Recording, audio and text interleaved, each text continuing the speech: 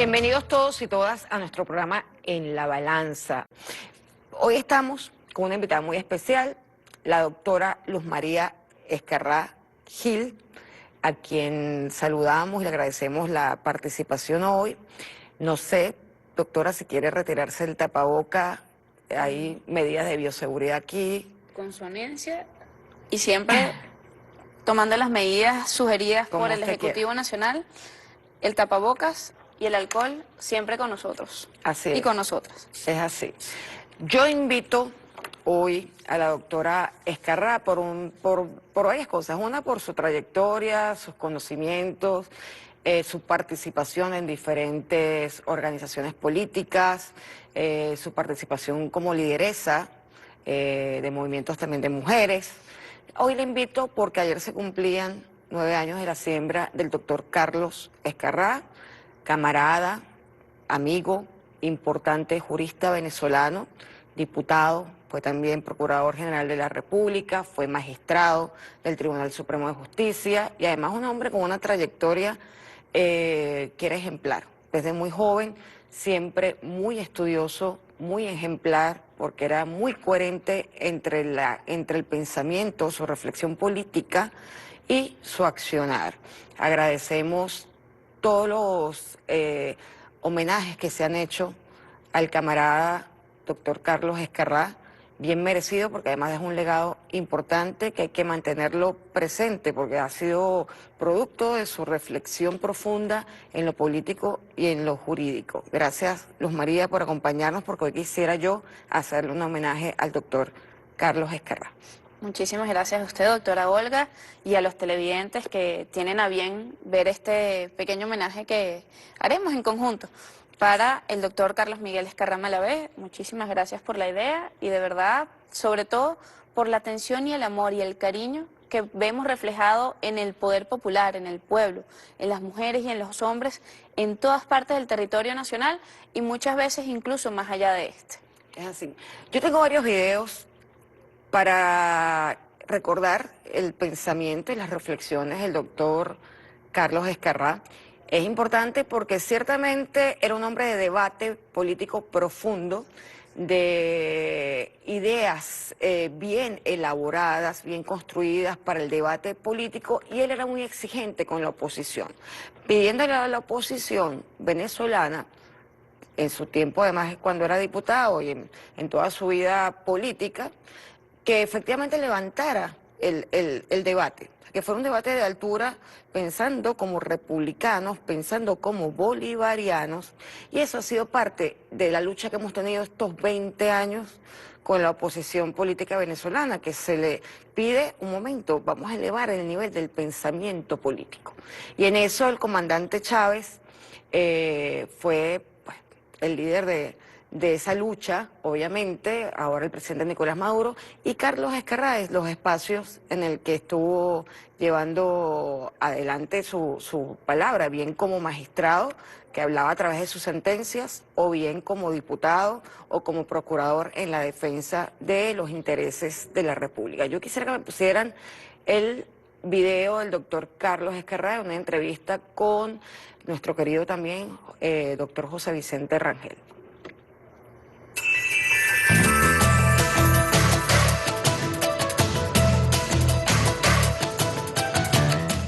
Aristóteles, en la Ética de Nicómaco, decía que la política es la savia que nutre el árbol de la sabiduría, que todas las demás ciencias se nutren de esa savia. Algo parecido lo dijo Einstein en relación con la física, y bueno, y todo un conjunto de autores. La persona que dice que no es político ya asume una posición política. La persona que dice no creo en la política ya asume una posición política. La política, en términos muy simples, como arte o como ciencia, para gobernar la polis, la ciudad y buscar su felicidad, yo creo que forma parte de la aspiración de todo ser humano. Y el derecho es un instrumento. Derecho no es un fin en sí mismo. Los fines del Estado es el bien común, eso es política. Los fines del Estado es la justicia, eso es política. Los fines del Estado es la paz, la libertad, eso es política. El derecho es un instrumento para la paz, es un instrumento para la justicia, es un instrumento para el bien común. Por lo tanto, el derecho conceptualmente está subordinado a la política como están subordinadas todas las ciencias.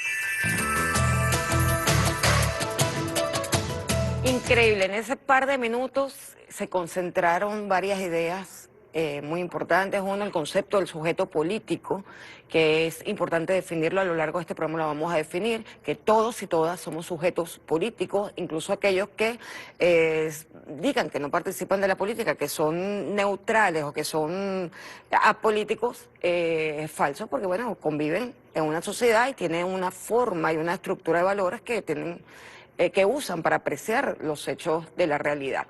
Habla también del significado de la República, del Estado, de los fines del Estado. O sea que vamos a tener un programa largo desarrollando el pensamiento, porque en ese poco tiempo dijo mucho Carlos Escarrá sobre cómo debe ser el pensamiento político.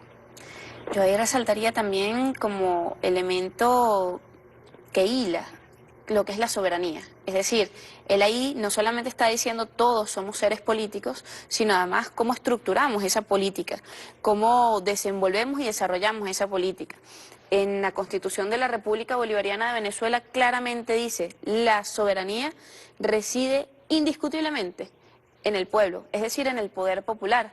Y de allí el libro que le traje como un obsequio, de La democracia del soberano, donde papá desarrolla precisamente toda esta visión de la política hecha desde el poder popular y materializada, o digamos que instrumentalizada, fortificada a través de la norma jurídica como una herramienta para ese quehacer político, que es básicamente la estructura de pensamiento que él viene a desarrollar desde la academia como profesor en diversas universidades, la Universidad Católica Andrés Bello, en la Universidad Central de Venezuela y en varias universidades tanto nacionales como internacionales, donde tuvo la posibilidad de impartir clases y así desplegar lo que es un criterio, un pensamiento indiscutiblemente político.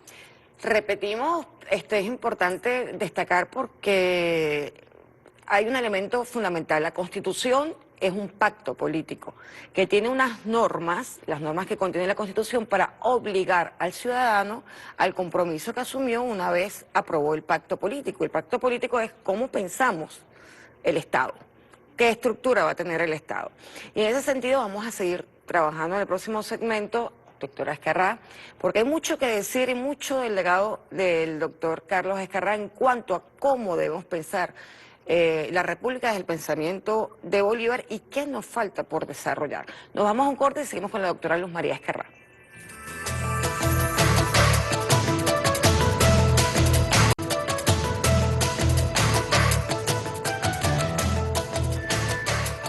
Continuamos en la balanza con nuestra invitada especial de hoy, la doctora Luz María Escarrá Gil, que nos acompaña en este homenaje, pequeño homenaje y sencillo homenaje a este equipo de producción al doctor Carlos Escarrá. En el segmento anterior, en ese corto video del doctor Escarrá con el doctor José Vicente Rangel, digamos que se sintetizó el pensamiento político jurídico del doctor Carlos Escarrá. Asomó también la importancia de estructurar el poder popular como una de las banderas que él llevó adelante, incluso en la reforma, y fue una digamos que de los elementos fundamentales que él trabajó, el tema del pensamiento constituyente, el poder popular y su organización, cómo organizar el poder, distribuir el poder y organizarlo de abajo hacia arriba, tal como lo decía el comandante Hugo Chávez y tal como la Constitución finalmente lo expresa. La Constitución tiene dos modelos de democracia, en uno solo, una democracia participativa y protagónica que tiene también que convivir con una democracia representativa, que es la que vemos en la Asamblea Nacional, en esas elecciones recientes, exitosas del 6 de diciembre. Háblanos un poco de eso. No, habría que retomar algunos elementos. Papá en el 98 estaba publicando su libro Proceso Político Constituyente. Él allí decía que es un proceso básicamente social, y eso está inmensamente coordinado con lo que tú venías comentando, con lo que usted venía comentando, que es la Constitución es un pacto social. Es decir, nosotros desde 1989 tenemos una sociedad que está diciendo no me gusta lo que está pasando en Venezuela, queremos una visión diferente, queremos una visión que esté adaptada a un pueblo que necesita, que tiene expectativas, que tiene esperanza, que tiene una visión de país y queremos obtener esa visión de país.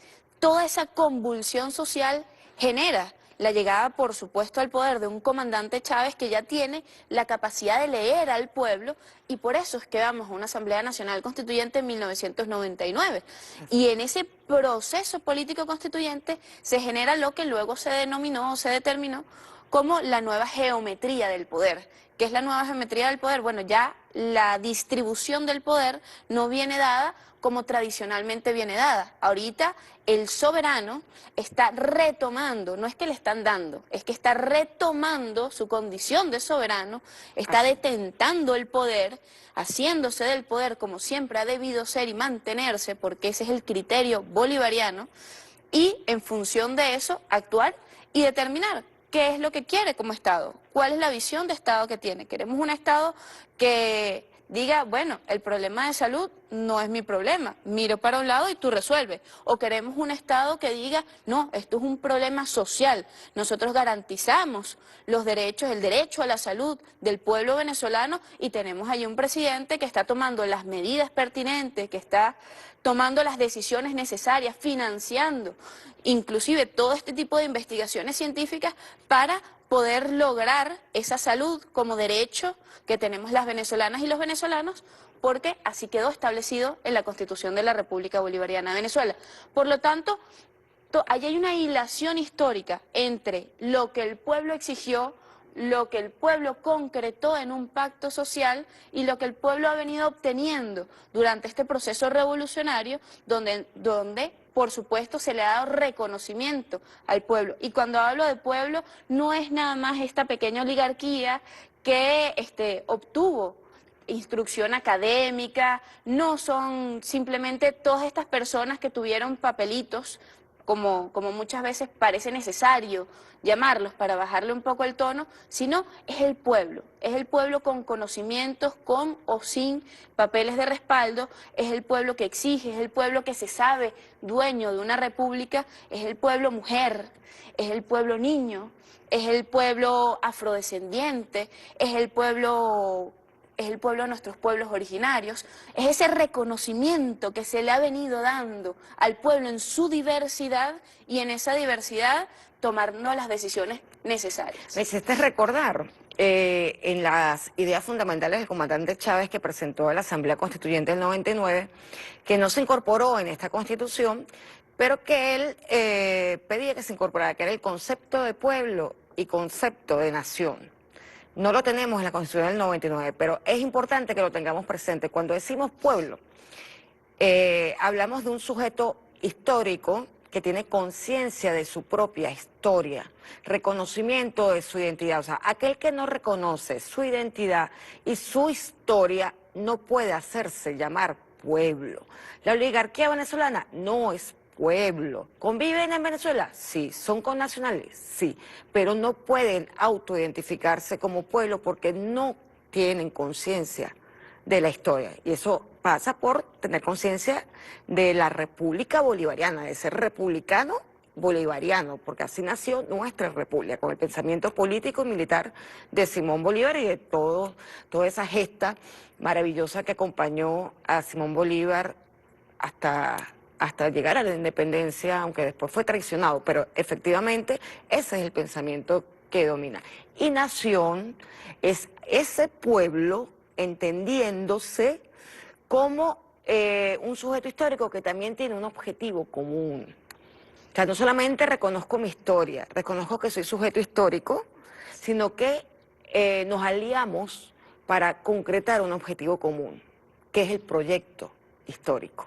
Entonces, me hiciste recordar porque es importante decirlo, pueblo es aquel que se siente parte de la historia, parte de la república, y además que tiene clara cuál es su posición antiimperialista.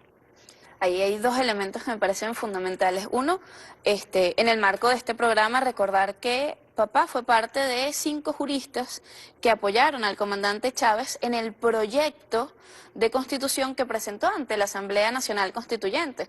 Muchas personas dicen, pero Carlos no fue parte de los constituyentes electos, no está al final del libro como persona signataria de la nueva constitución, pero definitivamente fue constituyente. Nada más poder decir que estuvo dentro de los 5 abogados que asesoraron al comandante Chávez en ese proyecto que presentó ante la Asamblea Nacional Constituyente en 1999, le da el estatus de constituyente que el pueblo, que es quien al final decide todo, jamás le ha quitado. Siempre él ha sido y será constituyente, ha sido y será abogado de la revolución. Y hay otro elemento que tú mencionabas que me parece fundamental, disculpa que le tutee, doctora. Somos Pero hermanas. como dice Ali Primera en una canción, en la canción bolivariana, él dice, pero es que para poder haberme liberado, primero tuvimos que ser amigos. Así es. En ese marco, me permito tutearle y expresar. Hay un tema hasta lingüístico, un tema de forma de expresión. Lastimosamente, yo he escuchado a muchas personas que han nacido en este territorio, que poseen cédula, que poseen pasaporte de venezolanos y venezolanas, hablando de los venezolanos en tercera persona o en segunda persona. Ustedes, los venezolanos.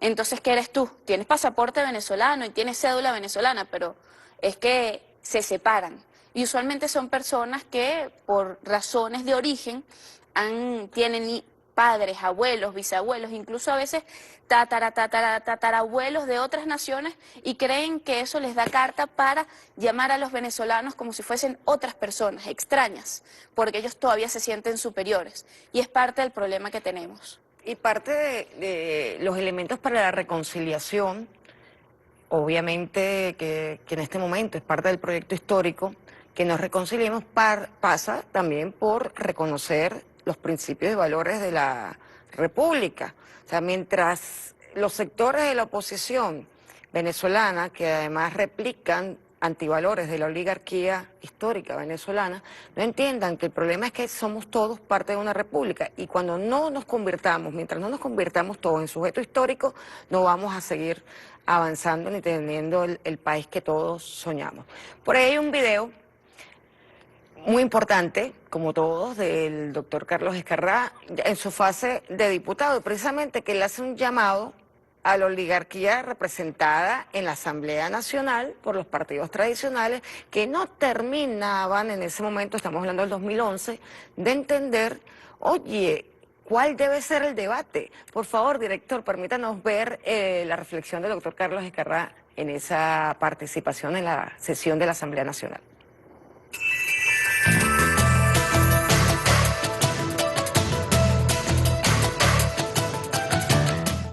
La agenda política que tiene cada uno de los partidos de la oposición. Su agenda los invito a que la desarrollen en la calle, que lo desarrollen con la gente. Y vayan y díganle a la gente, nosotros no creemos en el poder popular. Vayan y díganle a la gente, nosotros queremos derogar la ley de economía social y de economía comunal. Vayan y díganle a la gente, que nosotros queremos derogar todo lo que significa el poder popular, la estructura y la organización del pueblo, y sean sinceros y díganle a la gente que ustedes quieren volver a la idea de la masa y no a la idea de un pueblo organizado, porque su agenda política es clara. ¿Dónde está el debate? Vamos a debatir, porque eso sí es el objeto del debate. Por favor, no que en 1811 las parroquias fueron las que hicieron la independencia. Yo creo que ahí no es un problema de dislexia, sino un problema de desconocimiento de la historia de Venezuela. Cuando aquí se para un diputado y dice, estamos en el año bicentenario, y en 1811 las parroquias hicieron la independencia, era no saber quién era el Cabildo de Caracas, era no saber quién era el Para. Por eso es que permanentemente se les tienen que dar clases de historia de Venezuela para que no confundan. Ciertamente, y hace una reflexión además, el doctor Carlos Escarrá dice algo muy claro, muestran su agenda real, que es la agenda de la oligarquía venezolana que ha estado desarrollándose y que vimos finalmente en esa Asamblea Nacional del 2015 al 2020 que fue tan nefasta. Vamos a un comentario tuyo breve y nos vamos al corte a seguir comentando, digamos, esta intervención del doctor Carlos Escarrá en la Asamblea Nacional. Y además toca un elemento fundamental, tienes que conocer tu historia, tienes que saberla, hacerte de tu historia, querer tu historia, amar tu historia para poder sentirte venezolano o venezolana y poder elaborar un proyecto que vislumbra el futuro. Y si eso fuera así, perdóname la interrupción, Luz María, hoy estaría todo el pueblo orgullosísimo, todo el pueblo venezolano, hombres y mujeres de todos los sectores, felicitando al IBIC por los avances científicos en la búsqueda de soluciones contra la pandemia. Identidad y reconocimiento de nuestra historia importante. Nos vamos a un corte y seguimos hablando con la doctora Luz María Escarrá.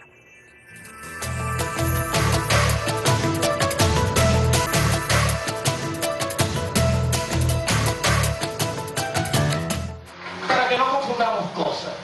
Y entonces vamos a discutir lo que tenemos que discutir. Año 98. Menos de 300.000 pensionados, pensiones de 5, 10 y 20.000 bolívares, pensiones que a los intereses que ustedes representan traían como consecuencia el estrangulamiento de las personas de la tercera edad. 2010, 1.560.000 pensionados, multiplicamos por 5. Año 1998, la pensión máxima llegaba a 250.000. Año 2010, la pensión está homologada con el salario mínimo, como derecho que ellos tienen. Vamos a discutir sobre eso. Año 1998, se tenían que tener, y eso lo saben algunos de ustedes, 750 cotizaciones para poder tener derecho a una pensión. 2010, gracias a los decretos del presidente de la República, personas que no lleguen ni siquiera a 500 cotizaciones tienen el derecho a una pensión de vejez para vivir con dignidad en el futuro. Eso es lo que tenemos que comparar. Vamos entonces a comparar el salario mínimo de 75.000 bolívares, de los cuales tan solo estaban salarizados 25.000 bolívares, con el salario mínimo actual. Vamos a comparar la inflación acumulada en los últimos 10 años, que superó el 100%, con la inflación acumulada de estos últimos años. 25.000 o 75.000 bolívares con una inflación acumulada que superaba el 100%.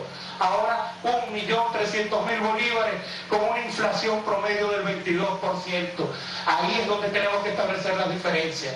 Pero las diferencias están, ciudadanos presidentes, ciudadanos diputados. ¿Por qué no discutimos los 4 elementos o 5 elementos coyunturales que ocurrieron el año pasado? Podemos empezar por las estafas inmobiliarias. Estafas inmobiliarias donde yo me imagino que ustedes están trancados. Y están trancados porque los que no tienen constructoras que estafaron al pueblo son, en definitiva, apéndices de esas grandes constructoras que estafaron a la clase media, y gracias al presidente Chávez nosotros pudimos rescatar los derechos de la clase media venezolana. Vamos entonces a hablar de qué fue la crisis financiera. Vamos nosotros a hablar de qué significó el conjunto de casas de valores, de la bolsa de valores, y cómo ahí se negociaban ilícitamente. Se trataba de blanquear el dinero de la droga, se trataba de ilícitos cambiarios, pero esa es la gente a quienes ustedes defienden, y por eso el debate no lo quieren dar sobre el discurso del presidente de la República. El presidente de la República tomó una decisión, y a través de la Comisión Nacional de Valores se intervinieron las bolsas, las casas de corretaje para rescatar el derecho a los ciudadanos venezolanos, con quienes muchas de esas organizaciones utilizaban su identidad sin su consentimiento para hacer los grandes negocios.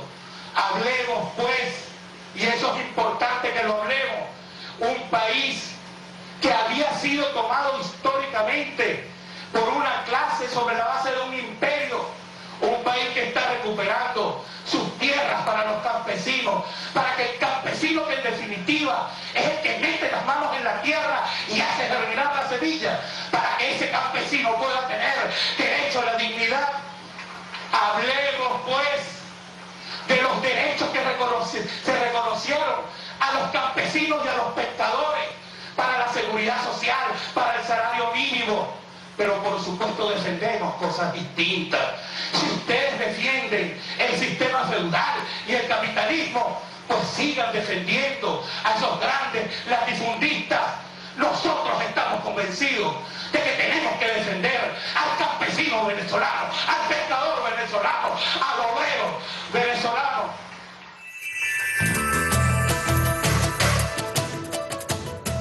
Ubiquemos el video en el 2011, cuando el diputado doctor Carlos Escarrá estaba exponiendo, luego de la presentación del presidente Hugo Chávez, de la memoria y cuenta en la primera sesión posterior a la apertura, al inicio del periodo legislativo en la Asamblea Nacional. Y decía, vamos a dar el debate que tiene que darse en ese momento.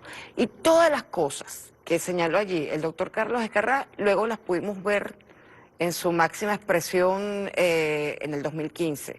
Esas estafas inmobiliarias fueron parte de lo que incorporó esos mismos partidos, esas mismas caras, esa misma gente en el 2015 en la Asamblea Nacional para amnistiar a los estafadores inmobiliarios, a la gente de las casas de valores, a los que estafaban en los bancos. O sea, todo se cumplió. Lo que decía el comandante Chávez, lo que decía nuestro hermano Carlos Escarrá, todo fue desarrollándose, de alguna manera fue evidenciándose, no desarrollándose, sino que después presentaron cada vez más pruebas de cuál es el modelo que quería esta oligarquía con su representación local, que es arrebatar los recursos, entregarlos al extranjero, una visión antiimperialista, sin importarle el dolor del pueblo, y nos llevaron a este punto de bloqueo, donde hay una exacerbación de los vicios del capitalismo, y eso es lo que nos está afectando. Efectivamente, el bloqueo financiero y comercial es parte de los vicios que tiene ese sistema capitalista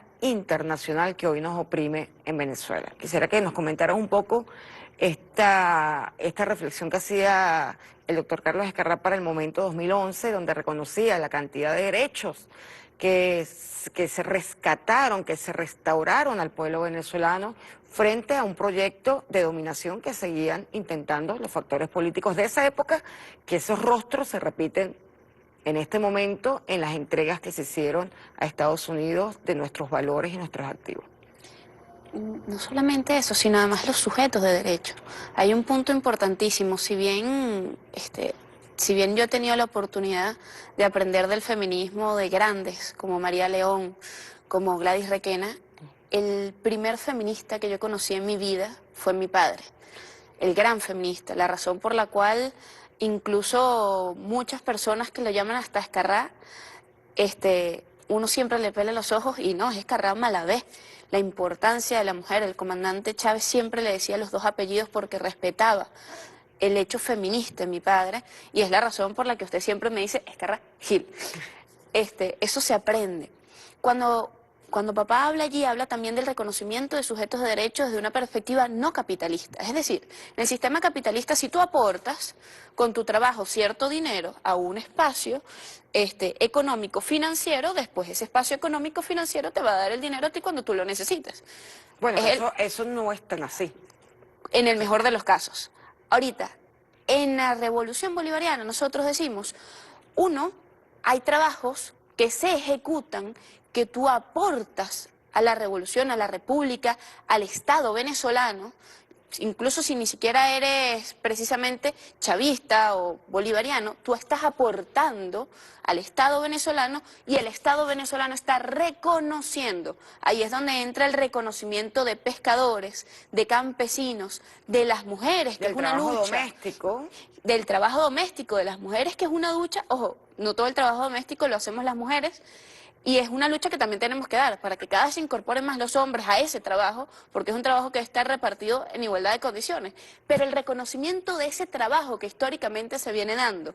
Y eso es parte de lo que son los dos modelos. En un modelo, solamente si tú me das plata, la metes en un espacio, yo después veré si no te estafo y te doy cuando me corresponda según un contrato, y en el otro modelo es yo reconozco tu trabajo, yo reconozco tu esfuerzo y yo te ayudo en el momento y yo estoy en el momento y yo te apoyo en el momento porque además es parte de mi trabajo, es parte de mi deber, de mi fin como Estado.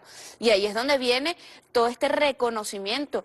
Los pescadores de Mochima, ahí el trabajo arduo que hizo papá. Ahorita todavía estamos en litigio en el estado Zulia con unos pescadores que también están esperando ser reconocidos a nivel internacional, porque ya a nivel nacional está más que reconocido su derecho.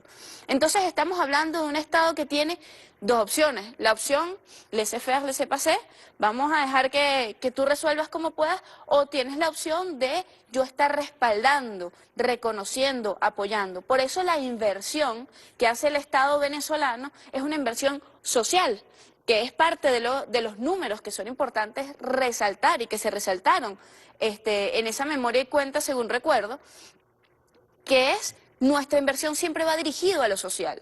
Y eso se mantiene hoy en día. Tenemos unas medidas coercitivas unilaterales, tenemos una asfixia económico-financiera, tenemos a los grandes capitales tratando de doblarnos el brazo y de hincar nuestras rodillas frente a ellos, y nosotros decimos no. Pero no solamente decimos no, sino que decimos que en el proceso nosotros nos mantenemos construyendo viviendas, nos mantenemos entregando pensiones. Si nos atacas por una vía, inventamos el CLAP.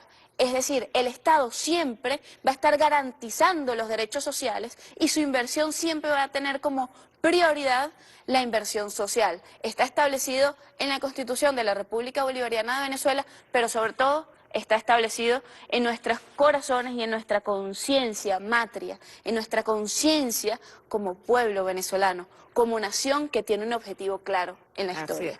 Pues no se trata solamente de que esté así plasmado en la Constitución, que los fines del Estado, el desarrollo humano integral, el desarrollo de la economía social, etcétera, etcétera, la defensa de la soberanía, la defensa integral de la nación, sino que se trata también de la voluntad, porque recuerden que desde la Asamblea Nacional, desde 2015 a 2020, esta Constitución se derogó o se intentó derogar con ese estatuto de transición, además entregando todo el patrimonio de la República a intereses extranjeros. O sea que también parte de que quienes lleven el liderazgo del Estado en cualquiera de las ramas del poder público tiene que ser un hombre o una mujer realmente comprometido con la patria, con la nación. Nos vamos a un corte y seguimos hablando con la doctora Luz María Escarrá sobre la reflexión que hacía el doctor Carlos Escarrá Malavé en su vida política en Venezuela.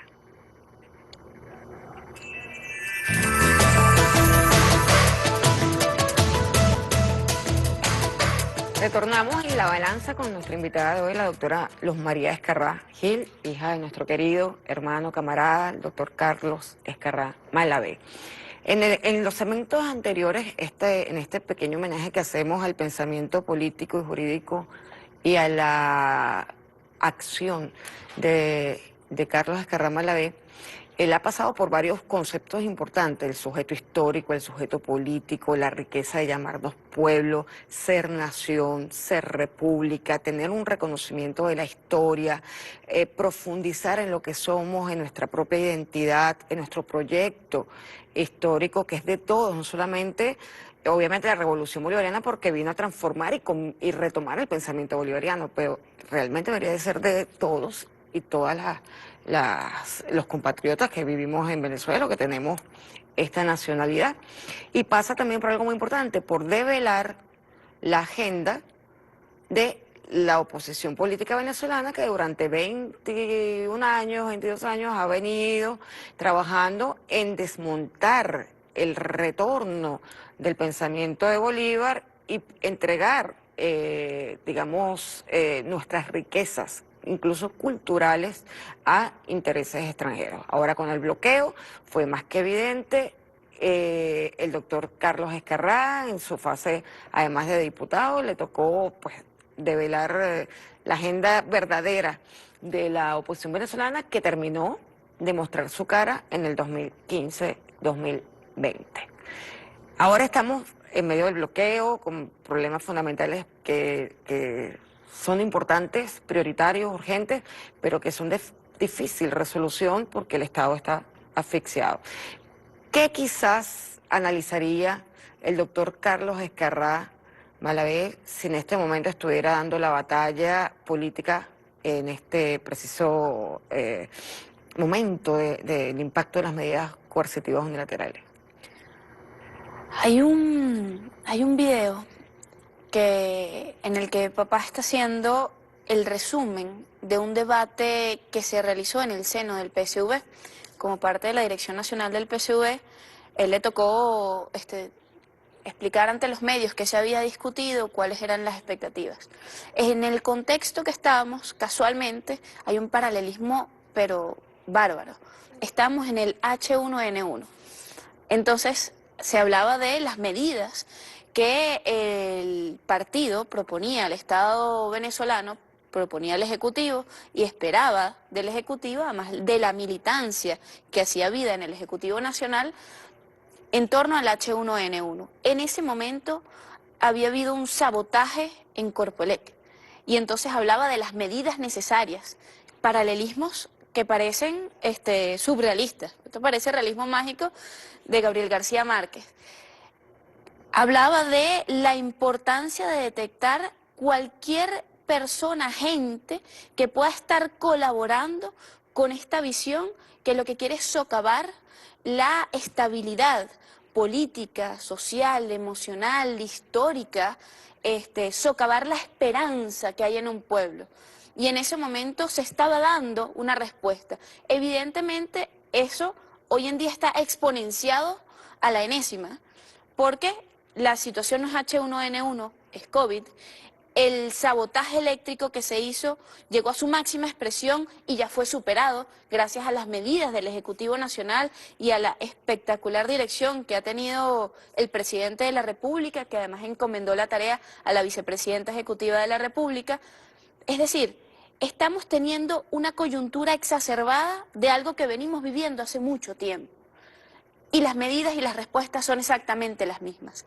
Es profundizar en nuestro conocimiento, profundizar en nuestros estudios, abarcar cada uno desde su espacio de acción, desde el conocimiento jurídico, desde el conocimiento médico, desde el deporte, y llevar a esa noción de nación, esa visión que tiene un fin histórico. Es decir, hay que aplaudir y hay que enorgullecerse de Convit, de Yulimar Rojas, de Deina Castellanos, de nuestra respuesta médica frente al COVID-19.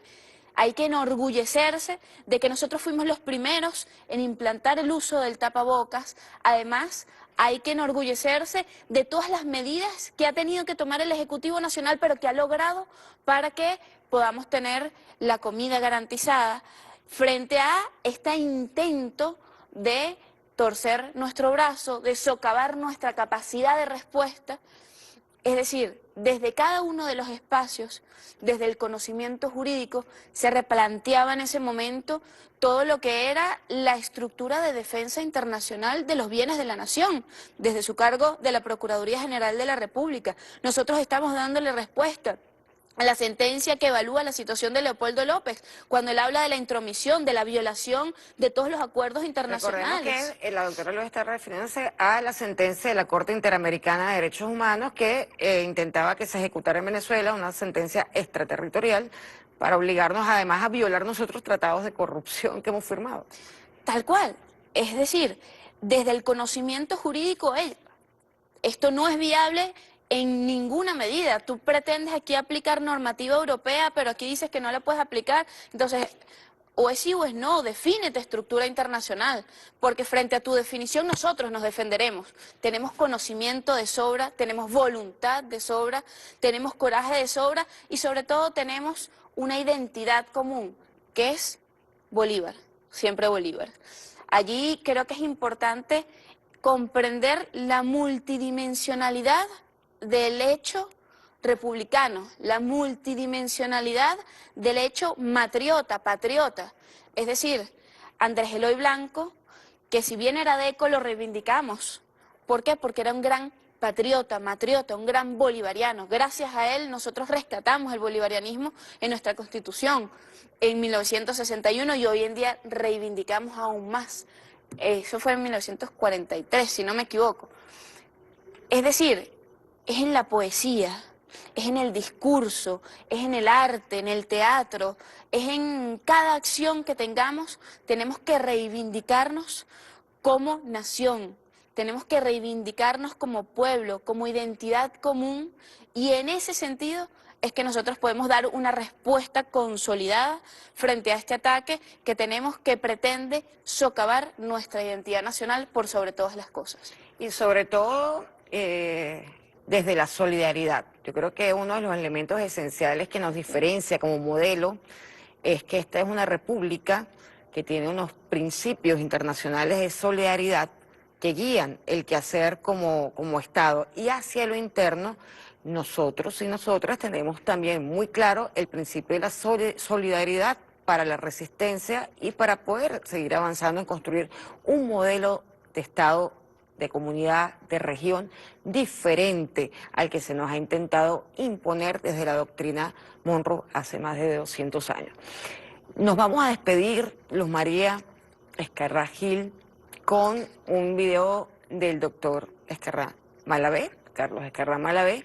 Entonces vamos a darle el tiempo al video. Yo me despido agradeciendo tu participación y vamos a solicitar entonces, después que tú te despidas, el video donde hay unas palabras muy importantes del doctor Carlos Escarrá Malavé que nos sirven como reflexión.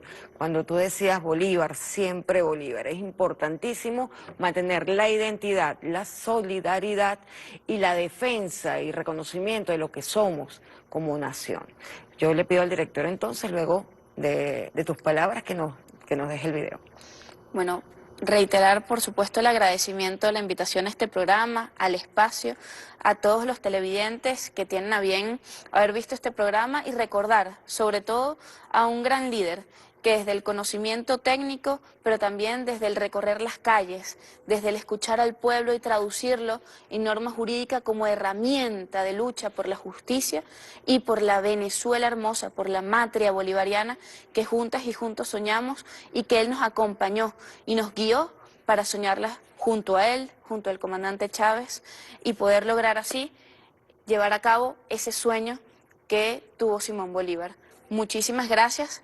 Reitero el agradecimiento y siempre la orden en cada oportunidad que se tenga. Bueno, quedan muchos temas que hablar con la doctora Luz María Escarrá. Gracias a todos por habernos acompañado en este pequeño homenaje al pensamiento, reflexión política, jurídica del doctor Carlos Escarrá Malavé. Director, ¿nos permite entonces el video para seguir escuchando las palabras contundentes y precisas de nuestro querido Carlos Escarrá?